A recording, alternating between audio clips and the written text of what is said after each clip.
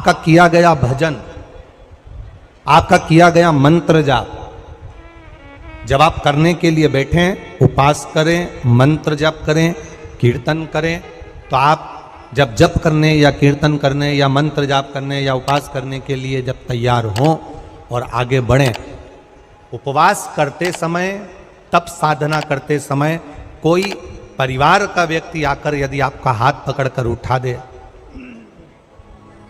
या आपको अपशब्द कहे, तो यह श्रेष्ठता नहीं हो। आप करो पशुपति व्रत, आप करो सोमवार के व्रत, पर निवेदन है कि व्रत करते समय, व्रत के पहले आपके परिवार वालों को, आपकी पति को, माता पिता को, परिवारजन को यह बात बता दी जाए कि हम ये व्रत कर रहे हैं। क्यों? उसका कारण केवल इतना सा है कि जब हम ये परिवार वालों को बता देंगे कि हम व्रत कर रहे हैं, तो आपके व्रत में कोई टोकने वाला नहीं रहेगा, आपके व्रत को कोई रोकने वाला नहीं रहेगा, और आप निष्कपट भाव से भगवान की अविरल भक्ति को धारण कर सकते हो। निष्कपट भाव से भगवान के भजन को धारण कर सकते। इतना सुंदर वर्णन किया गया है महामृत्युंजय मंत्र का। यदि हम किसी ब्राह्मण से अनुष्ठान करवा रहे हैं, महामृत्युंजय मंत्र का यदि हम किसी ब्राह्मण से अनुष्ठान करवा रहे हैं, शिव महापुराण की कथा कहती है, अनुष्ठान पत्नी करवा रही है या पति करवा रहा है, सास करवा रही है या ससुर करवा रहा है, घर का जेठ करवा रहा है या जेठानी करवा रही है, शिव महापुराण की कथा कहती है जितने लोग आपके घर में रह रहे हैं, जितने लोगों के साथ आप 24 घंटे घर के अंदर रह रहे हैं, जब हम पशुपति व्रत करें या महामृत्युंजय का अनुष्ठान किसी ब्राह्मण से करवा रहे हैं या मंदिर में हम अनुष्ठान करवा रहे हैं, तो भी हमारे चित्तवृत्ति से हमारे परिवार वालों को यह मालूम होना चाहिए कि मैंने उन ब्राह्मण के द्वारा अपने परिवार के हित के लिए, अपने बुजुर्ग के हित के लिए, अपने घर के हित के लिए मैंने महामृत्युंजय का अनुष्ठान करवाया है। उसका पुण्य 4 गुना बढ़ता है, जिससे घर के लोगों में कोई विस्मयता उत्पन्न ना हो।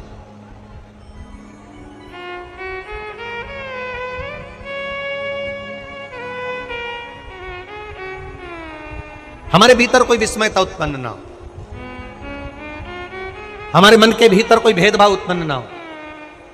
और हम तो यहां तक कहेंगे, आप अगर शंकर जी के मंदिर में जा रहे हो, 1 लोटा जल चढ़ा रहे हो, शंकर जी के मंदिर में पहुंचकर 1 लोटा जल समर्पित कर रहे हो, तो भी आपके घर के लोगों को मालूम होना चाहिए कि ये पास वाले शिव मंदिर में गई है, मेरे पास के मंदिर में मेरा घर का बच्चा शंकर जी को जल चढ़ाने गया है, मेरा पति पास के मंदिर में शंकर भगवान को जल समर्पित करने के लिए गया है। ये घर के लोगों को ज्ञात होना चाहिए।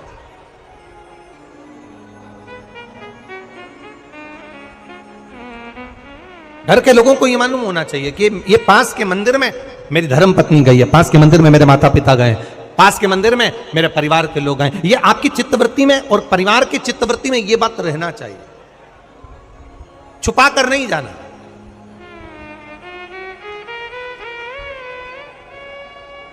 छुपा कर भगवान के मंदिर में नहीं जाना, छुपा कर पशुपति व्रत नहीं करना। महाराज, शिव महापुराण की कथा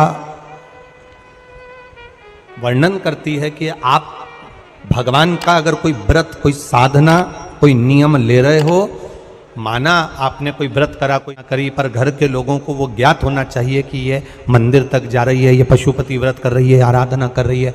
आज माता पार्वती जी ने शिव जी के सम्मुख में ये बात कह दी कि मैं एकांत में जाकर भगवान का तप करना चाहती हूं और एकांत में बैठकर तप करना चाहती हूं, और उस तप का जो पुण्य है वो आपको देना चाहती हूं। शंकर भगवान ने तुरंत माता पार्वती जी से कहा, सुनो जगत जननी, सुनो जगदम्बा,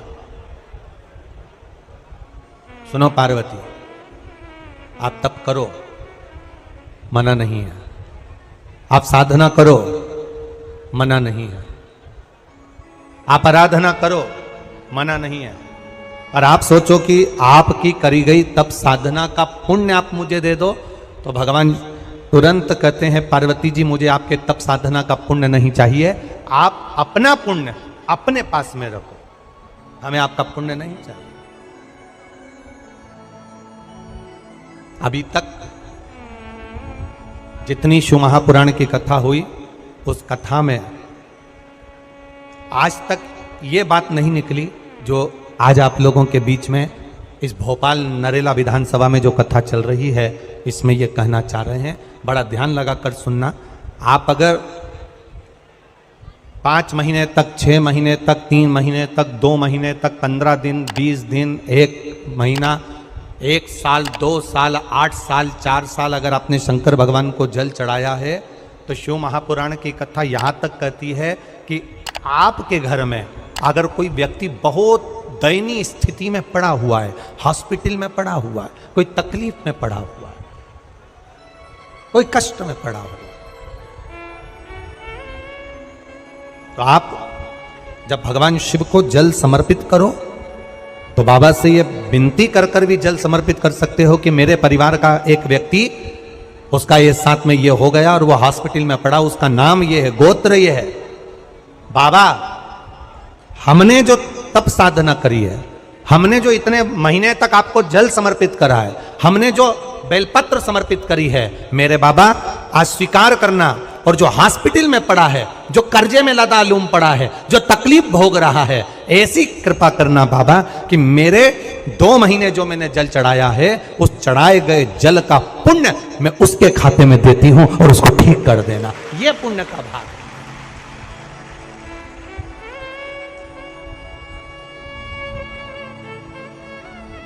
ये पुण्य का भाग है। आप अपना पुण्य भी किसी जीव के कल्याण हेतु दे सकते हैं। अब किसी ने एक बार ये कथा सुनी और कथा सुनकर कहा, महाराज जी आप कहते हो कि शंकर जी पे चढ़े हुए जल का पुण्य भी हम किसी को दे सकते हैं क्या? शंकर जी को चढ़े हुए जल का पुण्य क्या किसी को दिया जा सकता है? क्यों नहीं दे सकते? क्यों प्रदान नहीं कर सकते?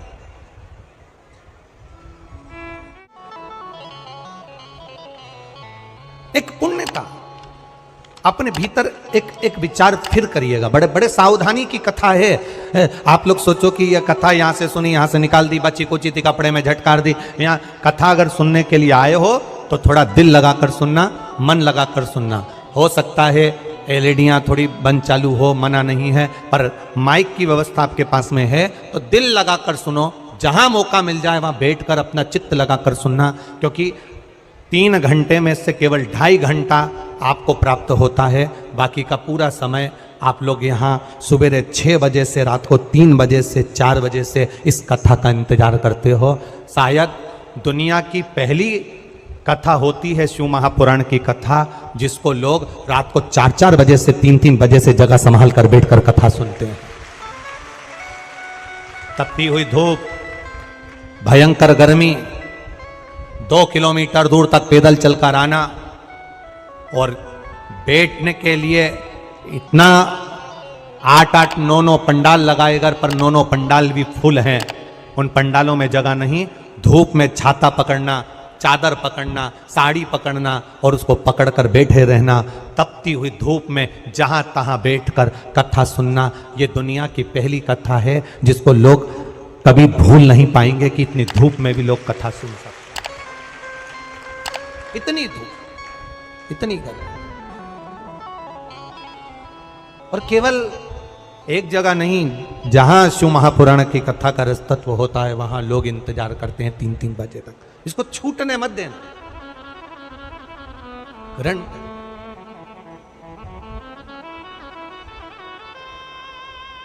शादी में गए हो, 500 का लिफाफा दिया है तो भोजन कर कर जरूर जाना। और कथा में धूप में चलकर आए हो तो भले आधे घंटे की सुनना, पर कथा में दिल लगाकर जरूर जाना। दिल लगाकर जाना, चित्त लगाकर। आप अगर 1 लोटा जल भगवान शिव को समर्पित कर रहे हो, आप एक बेलपत्र भगवान शंकर को समर्पित कर रहे हो, आप एक शमी का पत्ता भी भगवान शंकर को समर्पित कर रहे हो, आप भगवान शंकर का पंचानंद स्नान करा रहे हो, आप भगवान शंकर के मंदिर का शिखर दर्शन कर रहे हो, आप भगवान शंकर के मंदिर में जाकर झाड़ू लगा रहे हो, पोछा लगा रहे हो, सफाई कर रहे हो, तो भी तुम्हारी चित्तवृत्ति में रहना चाहिए कि जब किसी पर दुख की घड़ी आए, किसी पर तकलीफ आए, किसी पर कष्ट आए, हमारा करा गया पुण्य हम उसके खाते में दे सकते हैं। हम अपने पुण्य को दूसरे के खाते में प्रदान कर सकते हैं।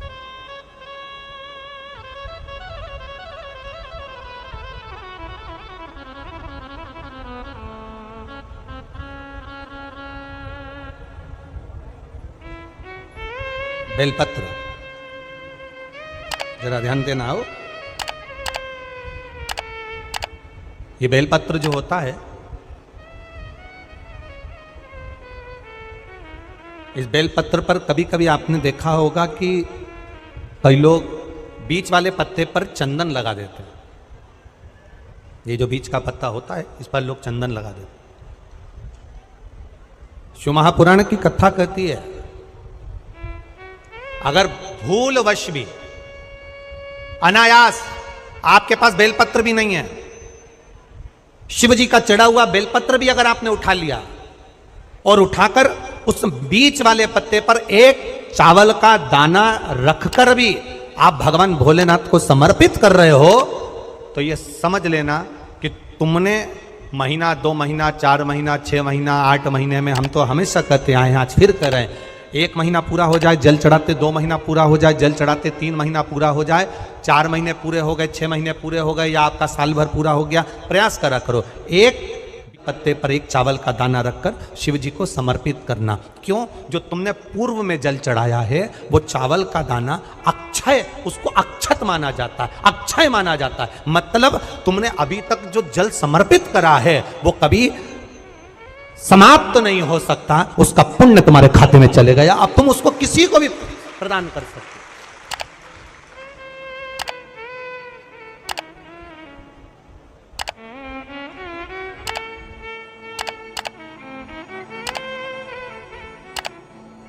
बहन भाई को तिलक करती है रक्षाबंधन पर, माथे पर तिलक लगाने के बाद में चावल लगाती कि नहीं लगाती? बोलो, जम के बोलो जरा। लगाती है? बोलते जाओ जरा। लगाती है, ठीक है। मंदिर में आप पूजन कर रहे हो, घर में कोई अनुष्ठान कर रहे हो, पंडित जी तुम्हारे मस्तक पर तिलक करते हैं तो चावल लगाते कि नहीं लगाते? बोलो बोलो, जम के बोलो। लगाते हैं। तुम्हारे घर में शादी ब्याह होता है तो तिलक करा जाता है तो चावल लगाया जाता कि नहीं लगाया जाता? लगाया जाता। सब समय पर चावल, मस्तक पर कंकु का तिलक, चंदन का तिलक, जो भी तिलक तुम्हारे मस्तक पर लगा है, कोई अगर लगाएगा शुभ कार्य में तो चावल जरूर लगाएगा। बस एक कार्य ऐसा होता है जिस समय पर मस्तक पर तिलक करा जाता है पर चावल नहीं लगाया जाता।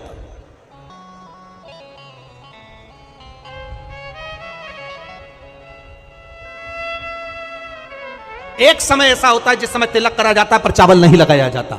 चावल का मतलब है अक्षय, मतलब बार बार भगवान ऐसा मौका लाए, बार बार भगवान ऐसी कृपा करे कि तुम ऐसा अनुष्ठान करते रहो, पुण्य करते रहो, सत्कर्म करते रहो, 16 सोमवार के व्रत करते रहो, चतुर्थी के व्रत करते रहो, तुम छठ की पूजन करते रहो, तीज का व्रत करते रहो, सोमवार का व्रत करते रहो, तुम्हारे घर में हमेशा ऐसे शुभ कार्य होते रहे। केवल अक्षय, अक्षत एक जगह पर नहीं लगाया जाता। कब नहीं लगाते अक्षत को? मस्तक पर तिलक करते समय अक्षत कब नहीं लगाया जाता? केवल एक समय पर। कब? जब घर में कोई शांत हो जाता है और शांत होने के बाद जब मस्तक पर पगड़ी का क्रम होता है, उस पगड़ी के क्रम पर तिलक तो लगाया जाता है पर चावल नहीं लगाया जाता। भगवान से प्रार्थना करते हैं ये बार बार मौका मत देना, जो हो गया उसको समाप्त, ऐसा मौका बार बार ना दीजिएगा। हाँ, पगड़ी पर से उठ गए, अच्छा काम करने के लिए मंदिर जा रहे हो, स्थान छोड़ने के बाद अब तिलक लगाओ और उसमें चावल ढेर सारा लगाओ, कोई मना नहीं। पर अक्षय, उस अक्षत की महत्वता को समझना कि उसको बारंबार प्राप्ति ना हो, ऐसे कार्य की प्राप्ति ना हो, अच्छे कार्य की प्राप्ति, श्रेष्ठ कार्य की प्राप्ति, शुभ कार्य की प्राप्ति। अगर मौका मिले तो एक बार भविष्य पुराण, और एक बार मौका मिले तो कुर्म पुराण, और एक बार मौका मिल जाए तो नंदी पुराण, ये 3 पुराणों का स्मरण करना, इसमें आपको अक्षत की महत्वता प्राप्त हो।